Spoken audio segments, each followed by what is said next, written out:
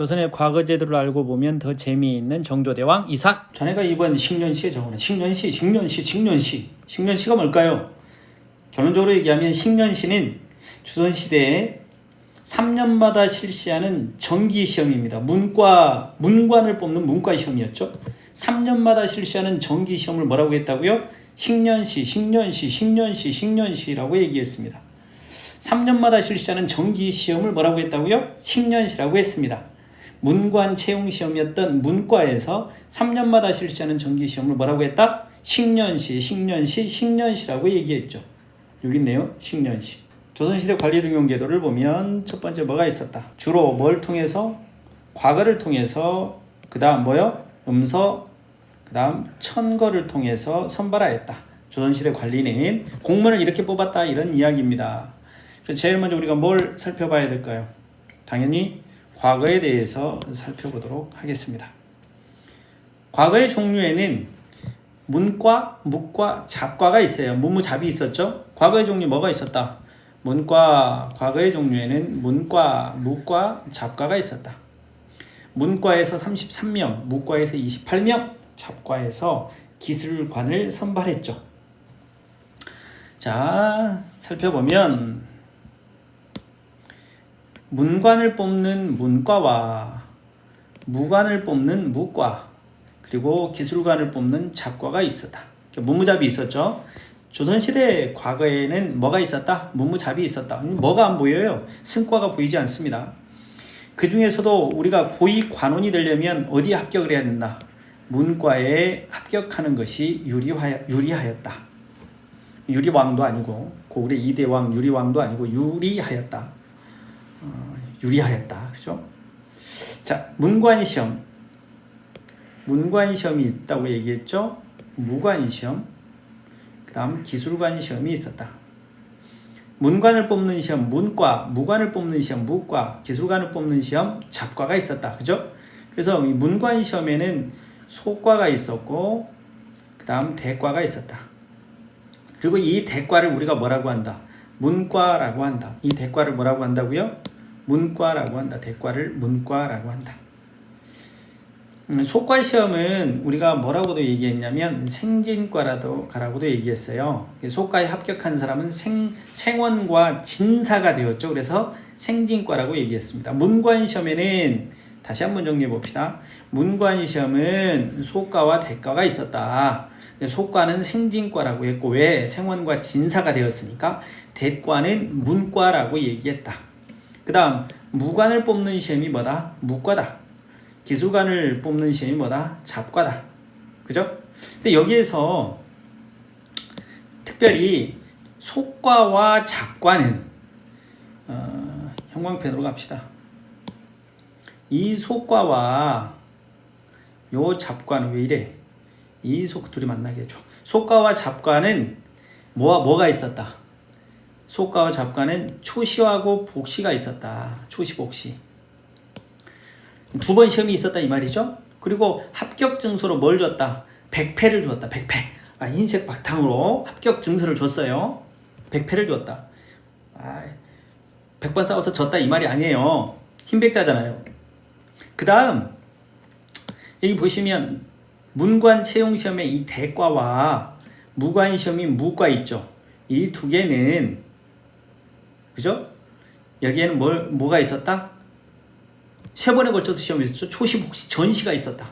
그리고 합격 증서를 우리가 뭐라고 했다? 붉은색 바탕에 써서 줬다. 그래서 홍패예요. 붉은홍자. 홍패를 줬다. 합격 증서. 간단하네요. 어렵지 않죠. 다시 한번 간단히 정리해 볼까요? 과거의 종류에는 문과, 무과, 잡과, 문무잡이 있었죠. 근데 이 문관 채용 시험인 문관을 채용하는 시험인 이 문관 채용 시험엔 소과와 대과가 있는데, 우리가 문과라고 얘기했던 이거는 원칙적으로 소과 합격생들이 요 대과, 문과에 응시할 수가 있었어요. 그래서 과거의 종류에 문과, 무과, 잡과가 있었는데, 요렇게 우리가 얘기를 하지만 문관 채용 시험엔 소과와 대과가 있었고, 무관 시험엔 무과가 있었고, 기술관 시험엔 잡과가 있었다. 그리고 이 중에 문관 시험 중에 소과, 그 다음에 기술관 시험인 잡과는 초시와 복시 두 번의 시험이 있었고 합격 증서로 100패를 줬다. 100점 100패가 아니다. 그 다음 대과와 무과에는 초시복시 전시가 있었고 합격 증서로 홍패를 줬다. 여기 보면 여러분 문과, 대과죠. 초시복시 전시로 결정되었다. 문과, 대과는 그 문관 채용 시험에 속과를 거쳐서 대과로 가는 게 원칙이라고 얘기했죠. 응시 자격을 먼저 살펴봅시다. 응시 자격을 보면 생원, 진사. 앞에서 우리가 속과를 생진과라고 얘기했죠. 이 속과를 생진과라고 얘기했는데 이 속과에 합격하면 생원, 진사가 된다고 그랬죠. 그래서 이걸 속과를 생진과라고 했어요. 이 생진과에 합격한 사람들, 이 사람들이 대과, 문과에 합격할 시험 볼 수가 있었죠. 그 다음 또 누가 시험 볼 수 있었다. 성균관 유생, 성균관 학생이죠. 그 다음 현직 관리가 응시할 수 있었다. 문과에는. 문과에 응시하기 위해서는 속과인 이 속과를 또 뭐라고 되어 있다. 사마시라고 되어 있죠. 합격하여 생원이나 진사가 되어야 했으나 뒤에는 큰 제한이 없었다. 속과 합격자는 어디에 입학할 수 있고 성균관에 입학할 수 있고 또 문과에 응시할 수 있었다. 그러니까 성균관 학생도 문과에 응시할 수 있었죠. 또는 뭐가 된다. 하급 관리가 되기도 했다. 그래서 이 속과를 다시 한번 보면요. 문과의 예비시험인 생원시, 진사시 합쳐서 뭐라고 했다? 생진과라고 했죠. 그죠? 그래서 요걸 또 다른 말로 뭐라고 되어 있다? 사마시라고 되어 있어요. 3년마다 생원, 진사 각 몇 명씩 100명씩을 선발했다는 200명 선발한 거죠. 자, 시험 시기, 문과 시험 시기를 살펴봅시다. 시험 시기는 문과는 3년마다 시행하는 정기시험을 뭐라고 한다? 식년시라고 한다. 식년시. 그죠? 아까 정조가 물어보잖아요. 정약용한테. 너 저기 그 식년시 합격 장원한 네가 그 정약용이냐? 이렇게 물어보잖아요. 식년시. 그죠? 그래서 3년마다 실시하는 정기시험을 우리가 식년시라고 했죠. 그 다음 부정기 시험이 뭐가 있었다? 증광시, 알성시 등의 별도의 시험이 있었다 이 말이에요. 증광시, 알성시. 자, 절차를 살펴볼까요? 절차. 문과는 식년시의 경우에는 초복전 3개가 있다고 그랬죠.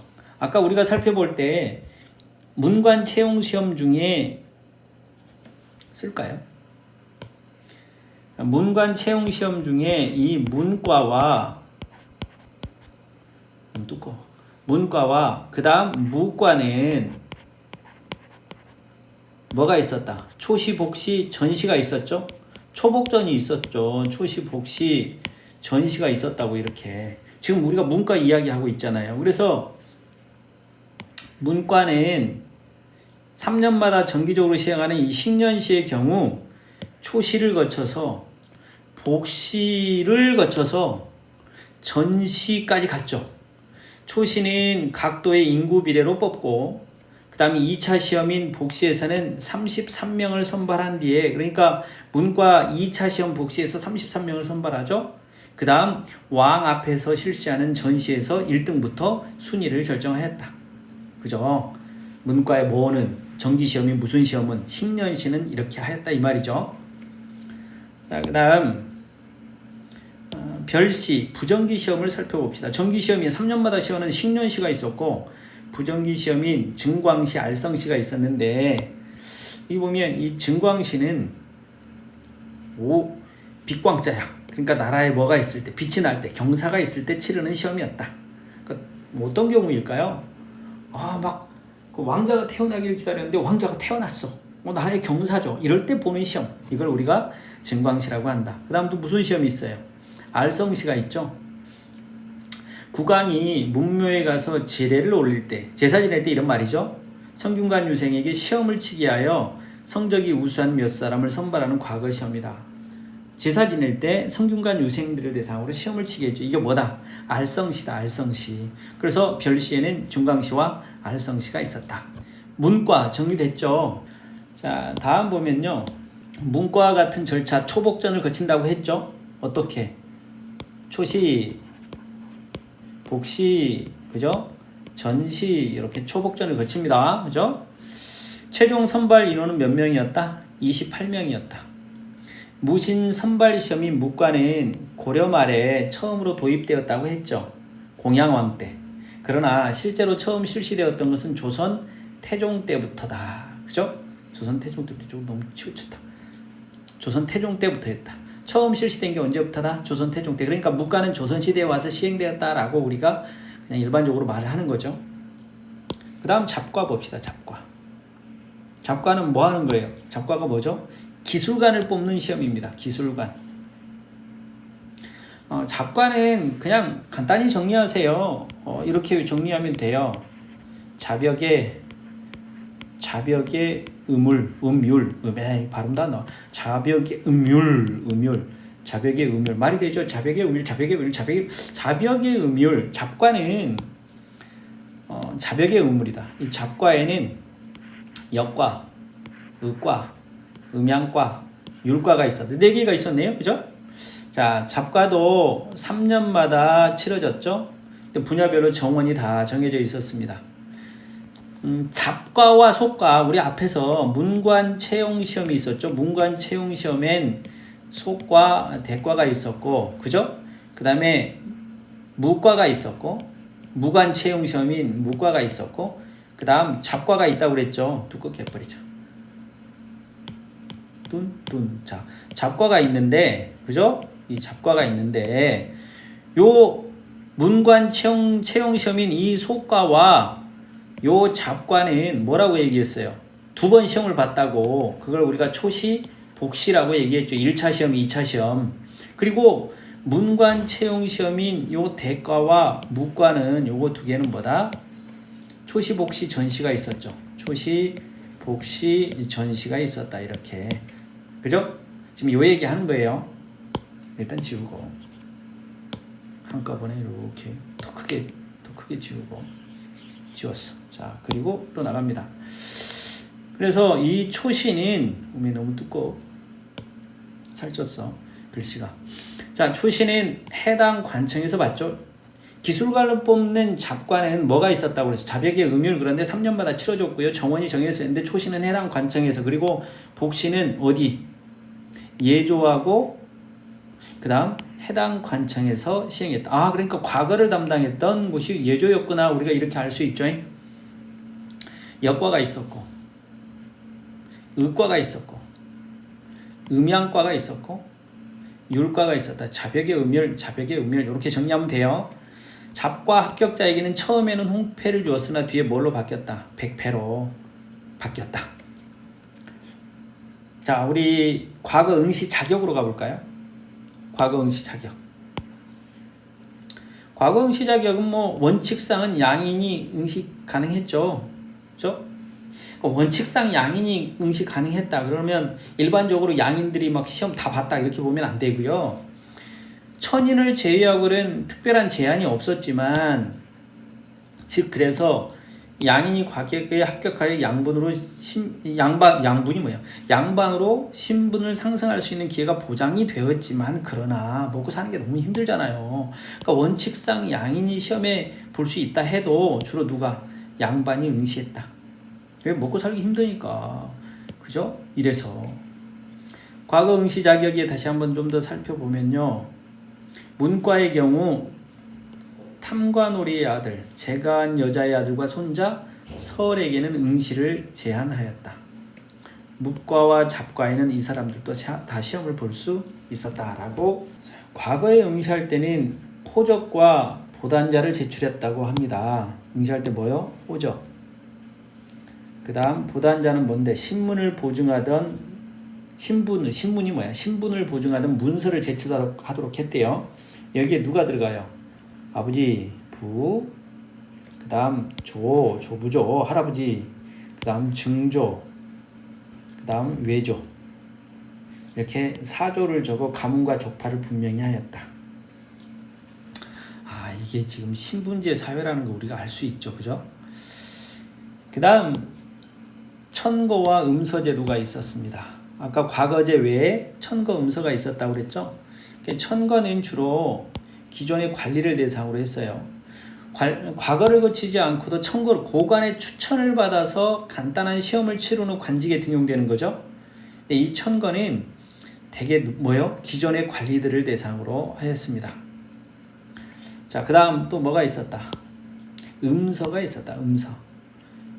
우리가 고려시대를 문벌 귀족 사회다라고 얘기할 때 고려를 우리가 뭐라고 얘기했어요? 고려를 잘 고려해 봐야 돼요. 고려를 우리가 문벌 귀족 사회라고 얘기했죠. 문벌, 글씨도 날라가네. 귀족 사회다. 근데 문벌 귀족 사회라고 얘기했던 그 근거 중에 그렇군 이렇게 외우라고 얘기했죠. 그렇군. 이게 뭐였어요? 음이 음서제도와 또 공음전식과라고 얘기했죠. 왜 이것이 고려가 귀족 사회다라는 근거가 되냐? 둘 다 뭐예요?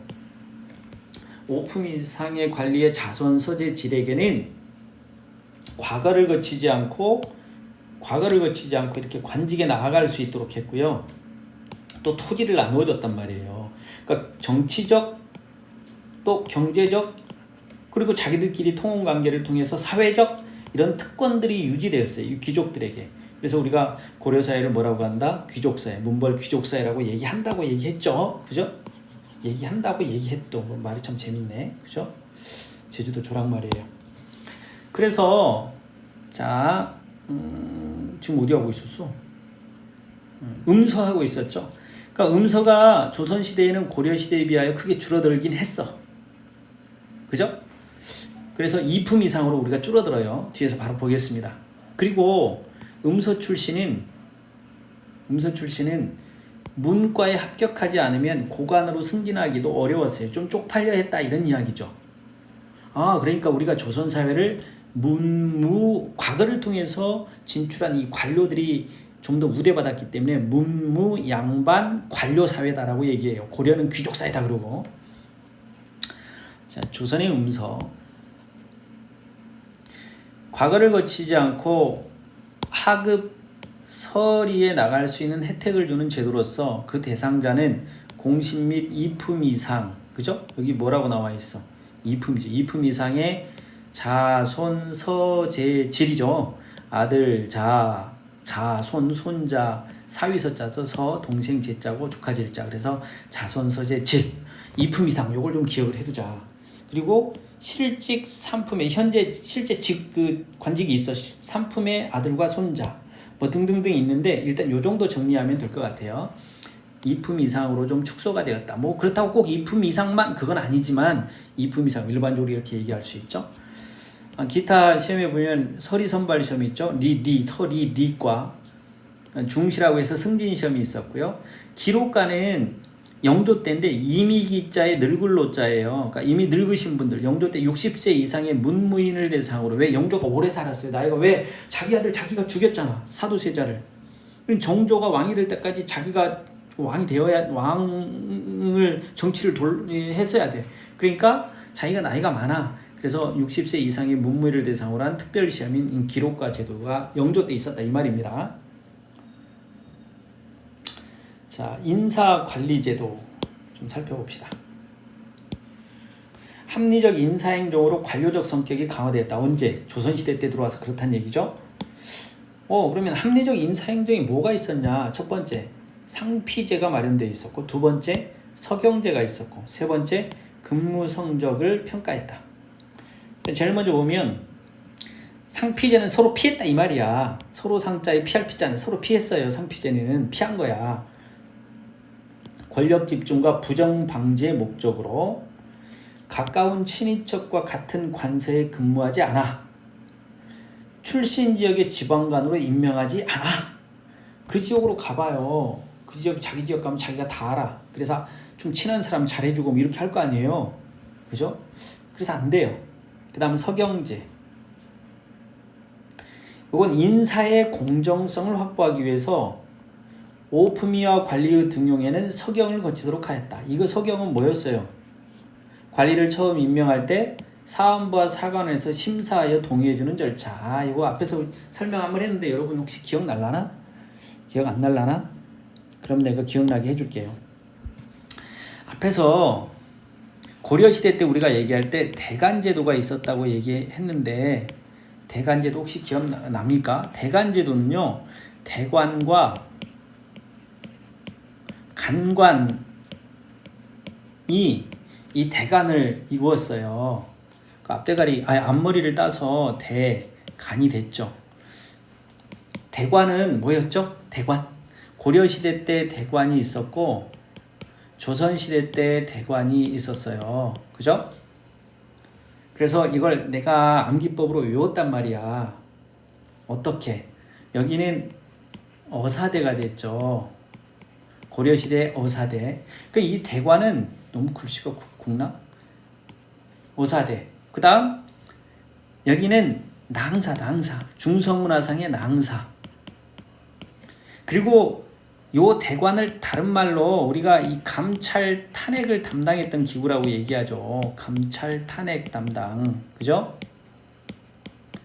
감찰 탄핵 기구로도 암기법으로 정리하긴 했지만 그 다음에 이 간관은 간쟁을 담당을 했었죠. 간쟁.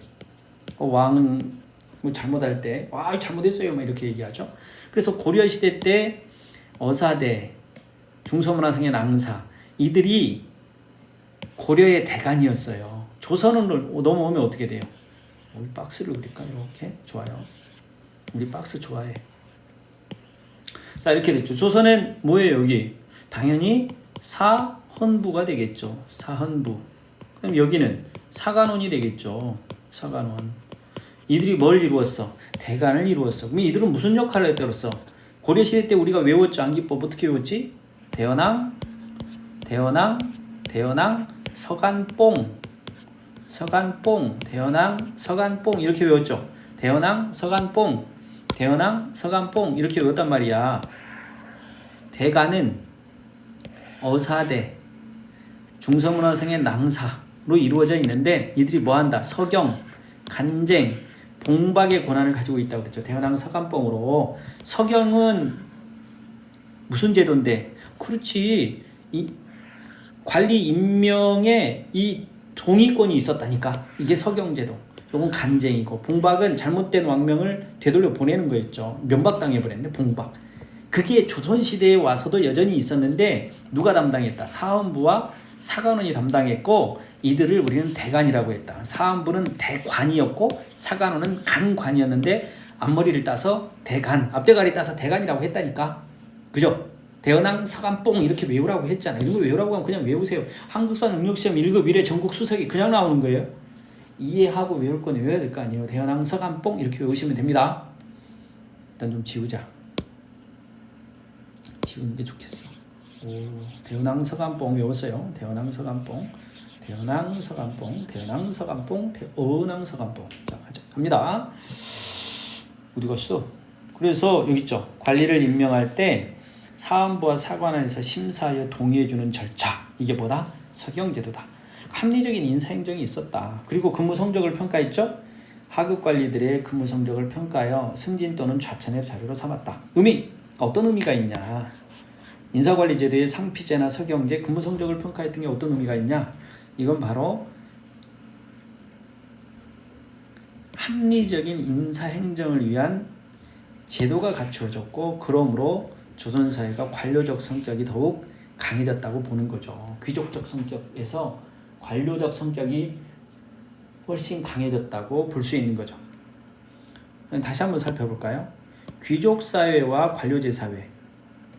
고려와 조선은 귀족제와 관료제의 성격을 고려와 조선은 귀족제와 관료제의 성격을 모두 갖고 있었다라고 보는 거죠. 그러나 고려는 귀족의 신분적 특권, 즉 그렇군, 음자로 시작해. 음자로 음서제와 공음전 등을 통해서 귀족제 사회라고 우리가 얘기를 했단 말이죠. 그죠? 귀족제 사회다. 오품 이상에게 좀 특권들이 많았잖아요. 자손서재 질 이렇게 얘기했단 말이야. 그런데 조선은 과거와 관직을 중심으로 능력을 보다 중시하는 관료제 사회가 되었다 이 말이죠. 그죠?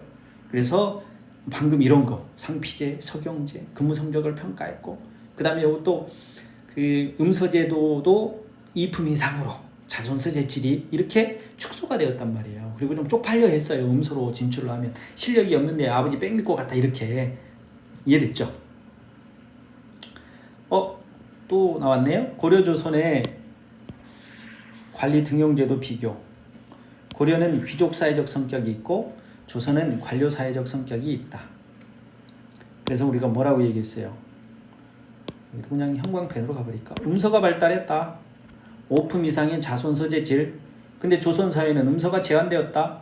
2품 이상의 자손 서재질, 3품의 자손 이렇게 갔죠. 실직이야. 실직은 이를 실자가 아니고 여기는 현재 관직에 있다 이 말이잖아. 그 다음 고려에는 제술과, 명경과, 잡과, 승과. 근데 이 제술과 명경과가 문관 채용 시험이었죠. 근데 여기 뭐가 없어? 문과가 없어. 문과가 없네. 문과가 없어. 없다고 보는 거죠. 그 다음 제술과와 명경과 중에 뭘 중시했어? 제술과를 중시했어요. 이 시부, 송책 등의 시험이었어. 그래서 고려시대는 이 문학적으로 뛰어난 관료들이 많았다고요. 술 먹고 막 그 시를 읽고 이렇게 외우면 쉽겠죠. 제술과가 중시됐어. 조선은 문과, 무과, 잡과인데 뭐가 없어? 승과가 없죠? 승과 없어. 승과 실시와 폐지를 반복했다. 아예 없었던 건 아니죠. 왜? 조선 사회가 숭유 억불 정책을 가지고 있었죠. 유교를 숭상했고 불교를 뭐 했어? 억압했단 말이에요. 그러니까 당연히 승과는 있었다가 없었다가 이렇게 됐다 이 말이에요. 그래서 고려 사회를 우리가 귀족 사회적 성격이 좀 더 강하다라고 얘기하고 조선 사회는 관료 사회적 성격이 강하다라고 얘기하는 거죠. 자, 그다음 한국사 능력시험 1급 1회 전국 수석이 유형 한국사. 상소제도의 발달 좀 살펴볼까요? 와, 상소라고 하는 게 뭐예요? 소통의 정치죠. 소통의 정치. 지금 우리나라 소통이 잘 되고 있나요? 잘 모르겠습니다. 되고 있는지. 자, 상소. 그 다음 상소의 종류에 대해서 살펴보고요. 그럼 규칙과 절차가 있느냐? 그 다음 그거 말고 왕의 행차 시에 상한과 격쟁이 있는데 그건 또 뭐냐? 한번 봅시다. 자, 상소제도의 발달. 간언이나 의견, 진정 등을 왕에게 올리는 글, 이걸 우리가 뭐라고 한다? 상소라고 한다.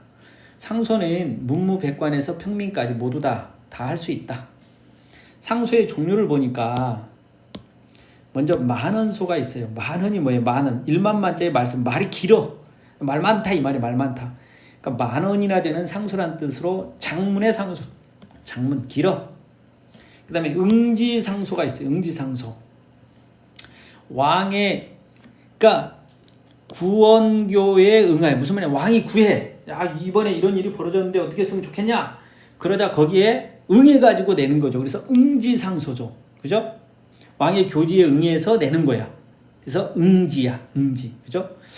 천재지변이나 국가 중대사가 일어났을 때 의견을 바쳐라 라고 구원제도, 말을 구하는 거죠. 의견을 구하는 제도가 있어.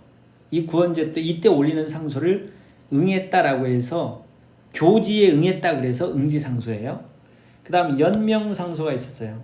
여러 사람이 집단으로 연명하여 올리는 이름을 막 같이 써 이어서. 그죠? 대표적인 게 뭐다? 만인소다. 만인소.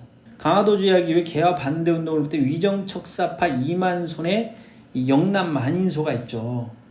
아니면 1881년에 신사척사라고 얘기해요. 뭐라고 한다? 신사척사.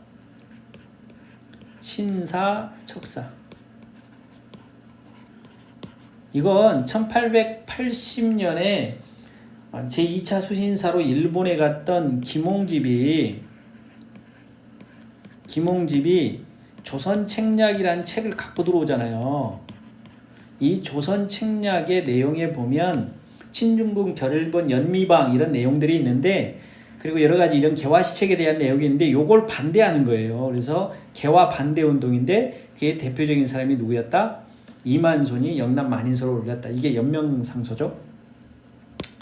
그 다음에 복합상소가 있습니다. 이 엎드릴 복자 문합자인데 이 복합은 상소자가 직접 와요. 왕이 평소에 거처하는 편전의 앞문 밖에 엎드려가지고 죽음을 각오했다는 결의를 보이기 위해 뭘 메고요? 도끼를 메고 복합하거나 또는 관을 두고 복합해요.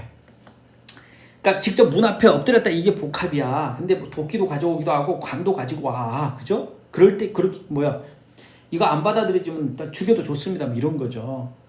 예, 대표적인 복합 상소로 1893년 최재우의 교조 신원을 위해서 손병희, 박광호 등이 서울 궁궐 앞에서 복합하였어요. 1893년 다음에 1894년에 갑오농민 전쟁 또는 동학농민 운동이 있었죠. 동학농민 운동이. 근데 그때 그 전에 1893년에 교조는 또 뭐니? 교조가 뭘까요? 종교의 조상이야. 종교 편신자 원환이죠. 원환을 억울하게 혹세무민죄로 처형을 당했는데 억울하게 죽은 거야. 이 억울하게 죽은 걸 뭐 하라고? 풀어주라고. 억울하다. 억울해. 좀 풀어주라고. 복합상소가 있었다 이 말이죠. 자, 규칙과 절차. 상소에도 규칙과 절차가 있었다. 익명서는 접수하지 않았으며 왕의 행차에 함부로 뛰어들어 직접 말이나 글로 상언하는 것을 원칙적으로 금지했다. 과거에 이제 막 뛰어드는 건 이건 잘못하면 자객이 될 수도 있는 거잖아요. 안 돼요. 그래서 왕이 행차할 때는 상언과 격쟁이라고 하는 제도가 있었는데 격쟁은 뭐냐면 칠격자의 징쟁자예요. 그러니까 머리에서 징을 막 쳐가지고 저게 자객이 아니고 절차를 지금 밟는 거예요. 억울함을 좀 풀어달라고. 그러면 왕이 행차할 때 징을 쳐서 자신을 먼저 알리고 허락을 받아서 상소하는 방식이죠. 그런데 언제요? 조선 후기 정조 때에 격쟁 사안이 폭발적으로 증가돼. 왜 그래요? 아니 궁궐 밖으로 나와야 백성들을 만날 거 아니에요. 근데 왕들이 궁궐 밖으로 잘 안 나와. 근데 정조는 자주 나왔어요. 왜 나왔어? 자기 아버지가 어디에 있었어요?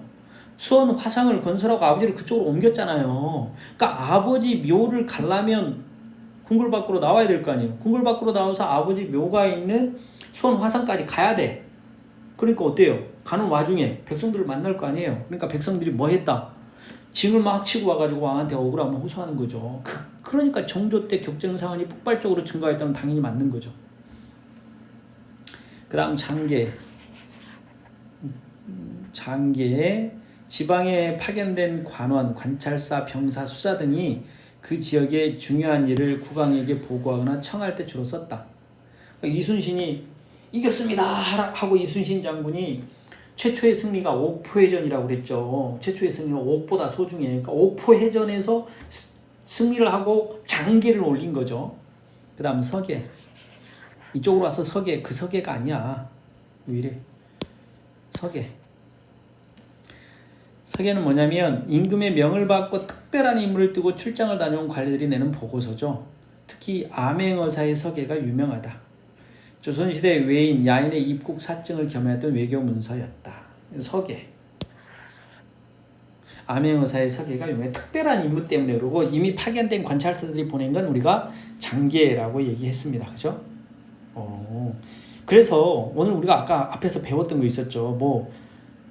네가 이번에 10년시 합격한 10년시 합격한 10년시 합격한 10년시에 합격한 10년시 합격한 정약용이냐? 이렇게 물어보죠. 아까 10년시는 뭐라고 그랬어요? 그래서 3년마다 시행되는 정기시험인 무슨 시험이에요? 문과죠. 문관 채용시험. 그죠? 문관 채용시험. 이렇게 됩니다. 문관 채용시험에 뭐가 있어서 문과 전에 속과가 있었다고 그랬잖아요. 그래서 속과 문과가 있는데 이 문과를 우리가 또 대과라고도 했죠. 이렇게 얘기했잖아. 요걸 우리는 문관 채용시험이라고 그랬어. 문관 채용시험. 그리고 무관 채용시험에 무과가 있었고 그 다음 잡과가 있었다. 잡과. 쓰기가 아주 불편하네. 그래서 여기가 문관, 여기는 무관, 여기는 기술관 채용시험인데 여기서 특별히 이 소과와 잡과는 초시와 전시, 초시와 복시죠. 누가 전시래. 초시와 복시 2차 시험이 두 번 있었죠. 그죠? 그리고 문과, 대과와 무과는 초시, 복시, 초복전이 있다고 얘기했죠. 초복전. 그러니까 문관 채용 시험 문무잡이 있었고 그 다음 이 문과와 무과는 초복전이 있었다. 그리고 이 문과, 대과는 33명을 뽑았고 무과는 28명을 뽑았다. 그리고 시험은 정기 시험인 식년시가 있었고 별도의 특별한 일에 이 시험을 봤던 별시가 있었는데 증광시와 알성시가 있었다. 그리고 이 식년시는 3년마다 시행되었다. 이렇게 우리가 정리를 했어요. 그죠? 자, 오늘은 여기까지 하도록 하겠습니다. 화이팅!